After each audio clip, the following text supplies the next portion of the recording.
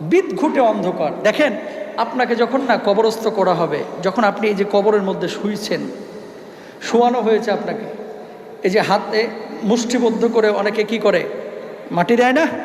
যখন মাটি দিবে, ধাপ ধাপ আওয়াজ কিন্তু আপনি ভিতর থেকে শুনবেন। আপনার রূহটার অবস্থা তখন কি হবে জানেন? আরে মায়ার বাড়ি, প্রাণের সন্তান, প্রাণের স্ত্রী, প্রাণের বন্ধু, কত আয়োজন, কত ব্যস্ততা। আজকে অফিসের কোনো ব্যস্ততা নাই, আজকে বাড়ির কোনো ব্যস্ততা নাই। কার জন্য এত কিছু করলাম? কেউ তো আমাকে রাখলো না, সবাই কবরে থুয়ে আসলাম, সবাই থুয়ে আসলো কবরে। কেন দুনিয়ার জিন্দগিটাকে আমি নষ্ট করলাম? কেন আল্লাহর জন্য আমি মানে সময় কাটাইলাম না? কেন আল্লাহর জন্য আমি কিছু করলাম না? ঠিক সেই সময় যখন আপনাকে মাটি দেওয়া হচ্ছে, ওই সময় ফিল করে কি কোনো লাভ আছে? কোনো লাভ নাই।